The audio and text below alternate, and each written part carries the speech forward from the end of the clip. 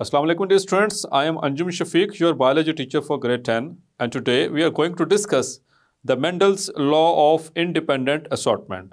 So let's move to the board. Mendel's law of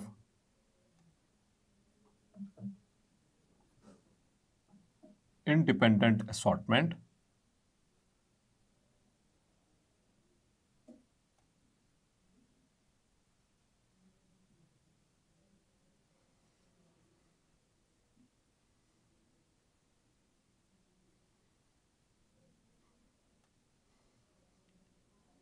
So dear students, this is the second law which was given by Mendel. इससे previously हमने last lecture में Mendel's law of segregation उसको study किया और वो hopefully आपको clear हुआ होगा। उसको थोड़ा सा रिव्यू देता चलता हूँ ताकि हमें इसमें कुछ टर्म्स इसमें इस्तेमाल होने वाली है।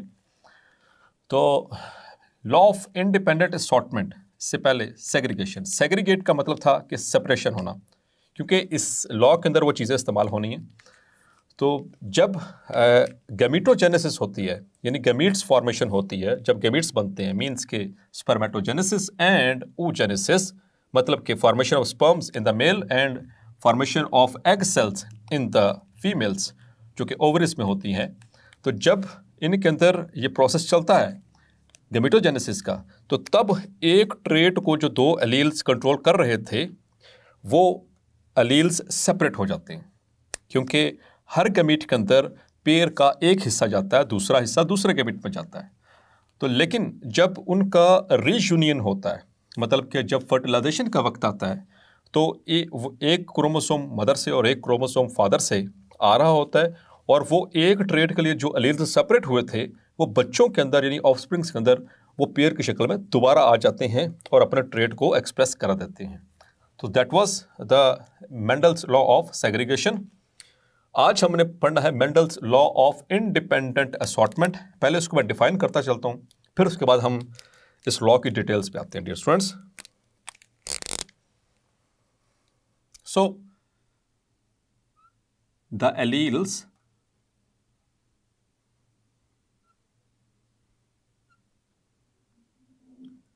of a gene pair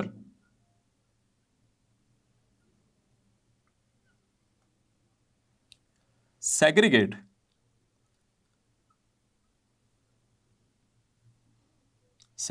means separated and distributed to gametes independently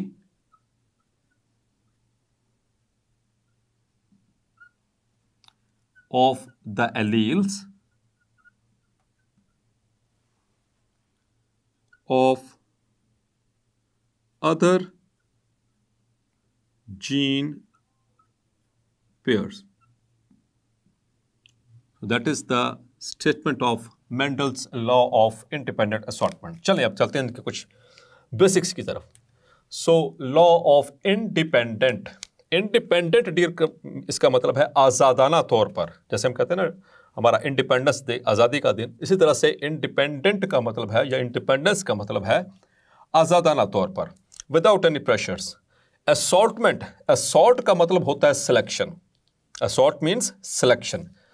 जैसे कि लेट्स सपोज आप सुबह स्कूल जाते हैं तो आप अपनी वार्डरोब खोलते हैं, उसमें देखते हैं बहुत सारी शर्ट्स हैं, बहुत सारी पैंट है, या आपने किसी फंक्शन में जाना है आपके पास बहुत सारे शूज़ हैं, तो आप उसमें सेलेक्ट करते हैं, अच्छा ये आज मैंने ये शर्ट पहनी है, इसके साथ ये पैंट पहनी है, उसके साथ ये टाई मैच करनी है, उसके साथ ये शूज़ मैच करने वगैरह वगैरह। तो ये जो उनसे आप मुख्तलिफ तरह से सिलेक्शन कर रहे हैं that is called as assortment. और अगर आपको किसी ने कहा नहीं और आप अपनी मर्ज़ी से कर रहे हैं तो ये कहलाएगा इंडिपेंडेंट। आप अपनी मर्ज़ी से आज़ादाना तौर पर आप अपनी मर्ज़ी से सेलेक्ट करें सारी चीज़ों को। सो डियर स्टूडेंट, इसी तरह से जो एलील्स होते हैं वो जब सेपरेट होते हैं तो वो आज़ादाना तौर पर सेपरेट हो रहे होते हैं, उनकी सेग्रीगेशन आज़ादाना होती है। और इसी तरह से जब उनका रीयूनियन होता है, रीयूनियन कब होता है? जब फर्टिलाइजेशन होती है, जब जाइगोट फॉर्मेशन होती है, तो उस वक्त वो इंडिपेंडेंटली विदाउट एनी प्रेशर्स वो एक दूसरे के साथ सिलेक्ट हो रहे होते हैं। अब ये बेसिक बात होपफुली आपको समझ आ गई होगी, नहीं तो अब हम इसको प्रूव करने जा रहे हैं और एट द एंड फिर इसी डेफिनेशन पे वापस आऊँगा इस बात को समझाने के लिए। तो इस लॉ को डिफाइन करने से पहले, इसको एक्सप्लेन करने से पहले चंद इसमें प्री रेक्विजिट्स हैं, उसको हम दोबारा से डिस्कस कर लेते हैं।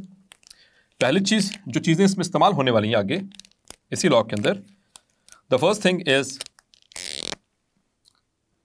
अ डाइहाइब्रिड क्रॉस।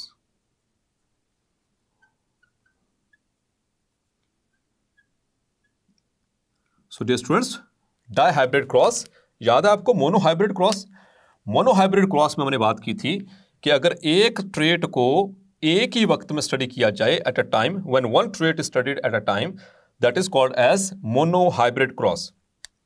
लेकिन अगर दो ट्रेट्स को, when two traits are being studied at the same time at a time, तो that very cross is called as a dihybrid cross. तो मेंडल ने अपना पहला लॉ प्रूव करने के बाद, that was the law of segregation, उसके बाद इस्तेमाल किया था dihybrid cross. So dihybrid cross क्या होगा dear students? The cross in विच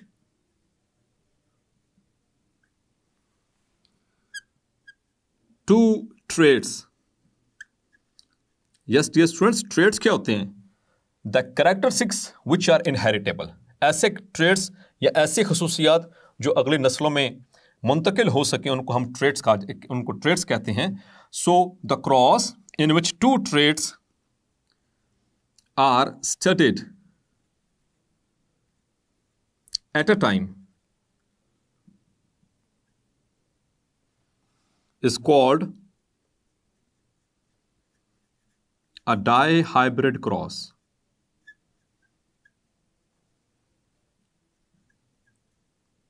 ये आपको शॉर्ट क्वेश्चन में भी आ सकता है, differentiate between monohybrid and dihybrid cross. So monohybrid जिसमें एक ट्रेट आपने स्टडी किया, जैसे कि मेंडल ने सबसे पहला कौन सा ट्रेट स्टडी किया था डियर स्टूडेंट्स? आपको एमसीक्यूज के तौर पे बनाया था, that was the seed shape. लेकिन अगर यहां पर हम इसको इस तरह से करें, फॉर एग्जाम्पल के तौर पर seed shape and seed colour, इन दोनों ट्रेट्स को, ये डिफरेंट ट्रेट है, शेप का अलग से है और कलर अलग से है, इन दोनों को अगर बैक वक्त एक ही वक्त में स्टडी करूं, मैं एक ही टाइम पर स्टडी करूंगा, तो that very cross will be called as a dihybrid cross. ये बात समझ आ गई डियर स्टूडेंट्स? तो सीड शेप, सीड कलर, इस तरह से पॉड शेप, पॉड कलर, इस तरह से फ्लावर कलर, फ्लावर पोजीशन, तो दो ट्रेट्स को एट अ टाइम स्टडी करना कहलाता है dihybrid cross. So dear students, आगे चलते हैं। इसके अंदर और हमें कौन कौन से प्लांट्स चाहिए? प्लांट्स में हमने जो कैटेगरीज की बात की थी, that were true breeding plants. So dear students, what are true breeding plants? Yes, आपने इसको पहले भी इसको क्लियर किया था, पहले मैं इससे प्रीवियस क्रॉस के अंदर बता चुका हूं। The plants which are homozygous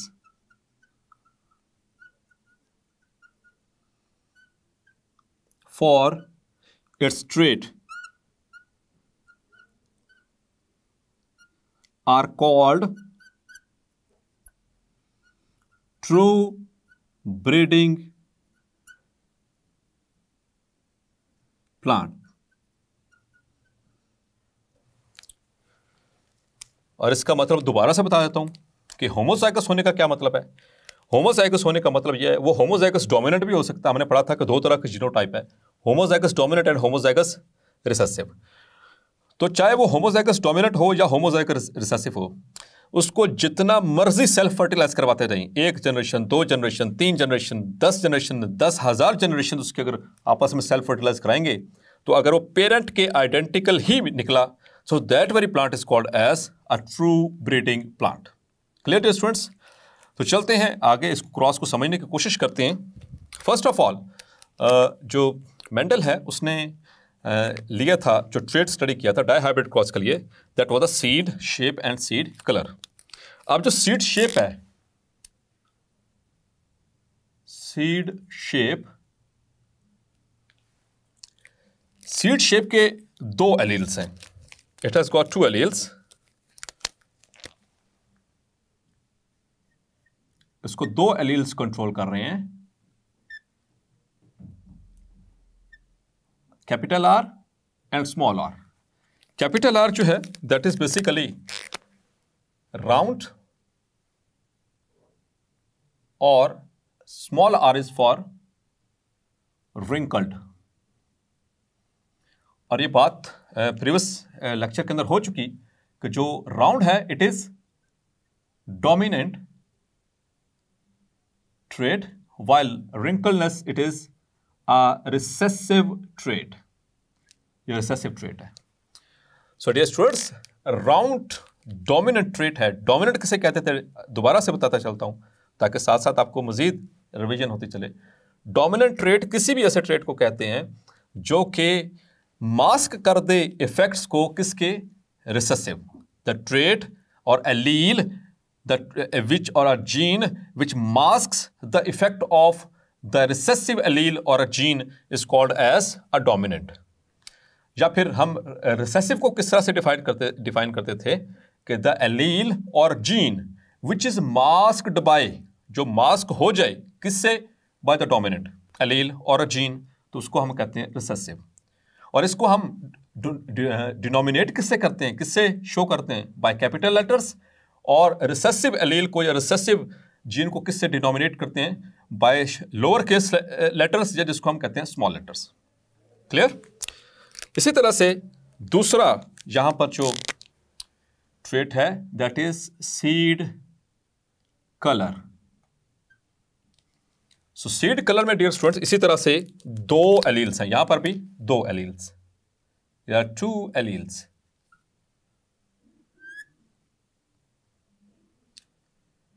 इसके एक है कैपिटल वाई और दूसरा एलील है small Y. Capital Y means that it is yellow and yellow is dominant as we have discussed in the previous lecture. It is the dominant allele.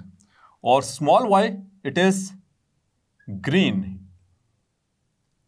And it is a recessive allele। That's a recessive allele। ये recessive है, तो ये 2 recessive और ये दोनों dominant।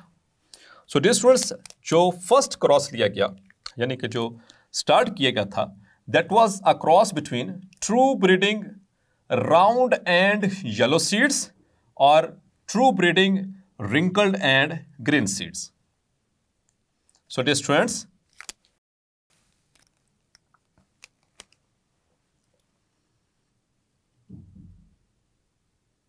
P1 generation, and what was P1 generation? That was the parental generation। इसमें हम true breeding plants को लेते हैं। So here is true breeding round and yellow। और इसको क्रॉस किससे करवाया? It was crossed with a true breeding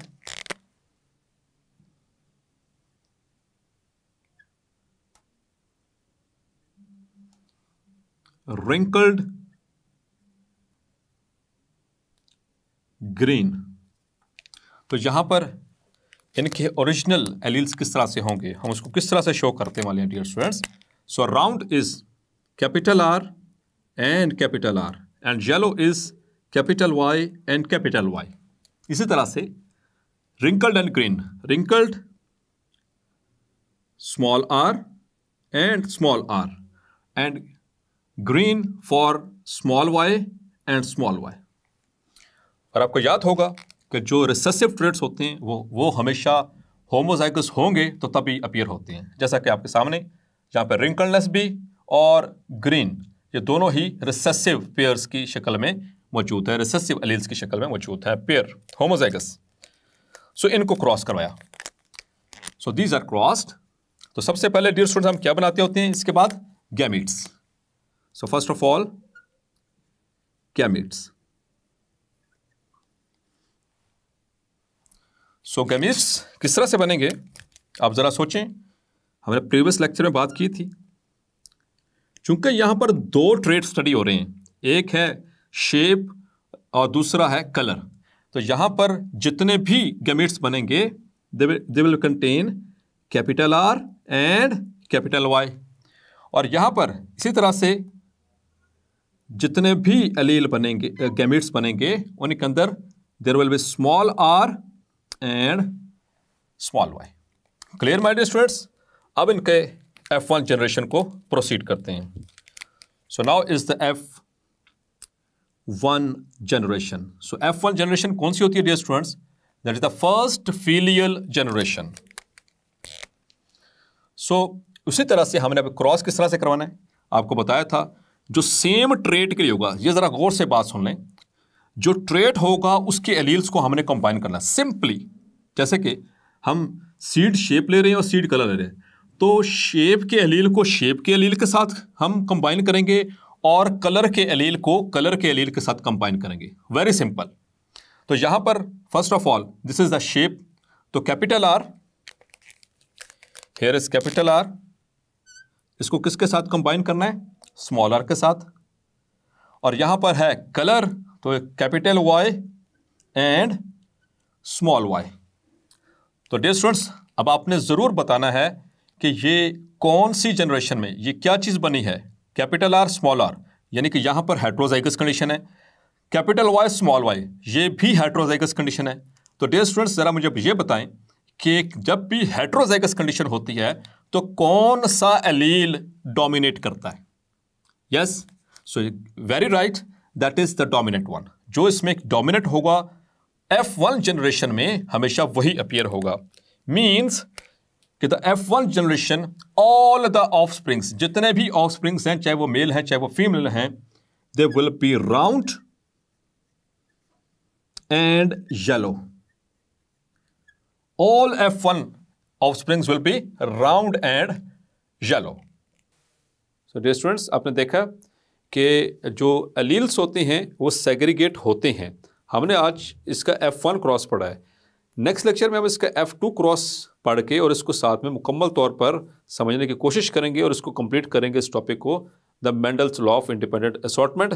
तब तक अपना ख्याल रखिएगा। अल्लाह हाफिज़।